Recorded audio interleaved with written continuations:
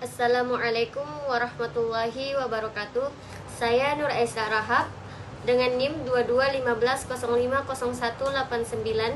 dari jurusan Ilmu Al-Quran dan Tafsir Universitas Islam Negeri Imam Bonjol Padang.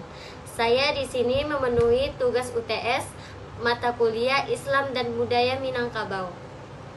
Saya di sini membahas tentang masuknya Islam ke Minangkabau. Baik, yang pertama yang perlu kita bahas yaitu kepercayaan masyarakat Minangkabau sebelum datangnya Islam.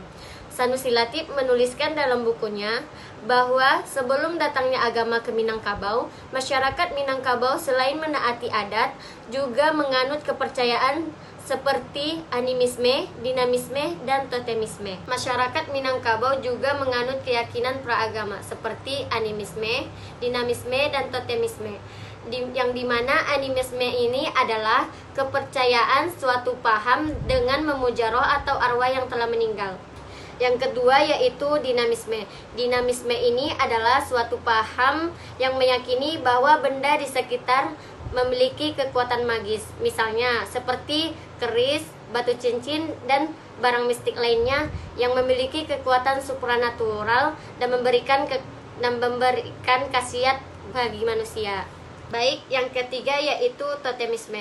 Totemisme ini adalah suatu kepercayaan yang menganggap suatu objek, hewan, atau alam memiliki kekuatan gaib.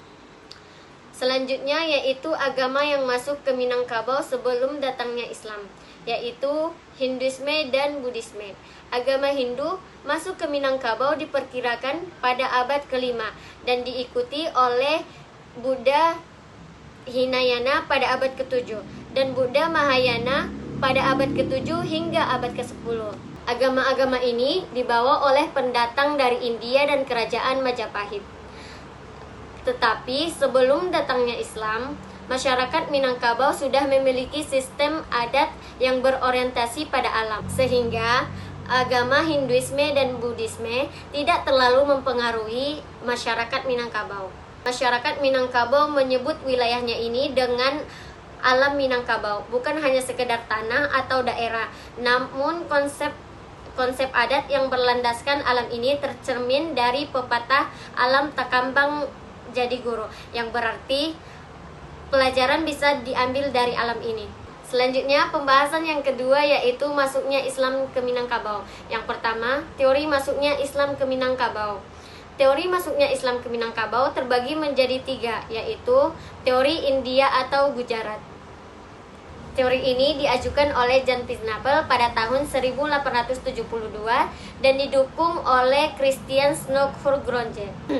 Menurut mereka, Islam masuk ke Nusantara melalui pedagang dari India, khususnya daerah Gujarat dan Malabar. Dan sekitar abad ke-13, perdagangan antara India dan Nusantara memfasilitasi penyebaran Islam di Nusantara ini. Selanjutnya yaitu teori Persia. Teori Persia ini diajukan oleh Hussein Jajadiningrat dan Umar Amir Hussein. Teori ini menyatakan bahwa Islam masuk ke Nusantara sejak abad ke-7 melalui pengaruh Persia. Dapat dilihat melalui penggunaan gelar syah di kerajaan-kerajaan dan komunitas Persia di Aceh. Selanjutnya yaitu teori Arab Mekah. Teori ini berpendapat bahwa Islam datang langsung dari Arab, lebih tepatnya Mekah. Teori ini didukung oleh Hamka yang mengatakan bahwa Islam datang ke Nusantara sejak abad ke-7 melalui pedagang Arab dan ulama Arab. Selanjutnya yaitu fase perkembangan Islam di Minangkabau.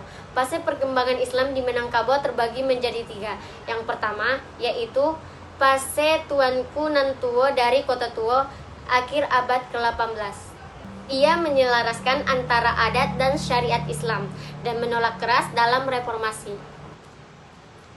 Selanjutnya yaitu fase yang kedua yaitu fase 3 haji beraliran Wahabi akhir abad ke-18 hingga awal abad ke-19. 3 haji yaitu Haji Miskin, Haji Piobang, dan Haji Sumanik. Tokoh-tokohnya seperti Haji Rasul dan Jainuddin Labai el-Yunusia mempromosikan pendidikan modern dan pembaruan pemikiran Islam. Dipengaruhi oleh tokoh modernis seperti Muhammad Abduh. Gerakan ini mendirikan sekolah-sekolah Islam modern dan memperkuat organisasi seperti Muhammadiyah untuk memadukan pengetahuan ilmu agama dan pengetahuan umum. Pembahasan selanjutnya yaitu tentang faktor yang memudahkan masuknya Islam ke Minangkabau. Faktor yang pertama yaitu kesesuaian dengan adat Minangkabau. Fase yang ketiga yaitu fase tokoh modernis awal abad 20. Udah. Tokoh-tokoh ini sudah full lagi. Tokoh-tokohnya seperti Haji Rasul dan Zainuddin Labai el-Yunusia mempromosikan pendidikan modern dan pembaruan pemikiran Islam. Dipengaruhi oleh tokoh modernis seperti Muhammad Abduh.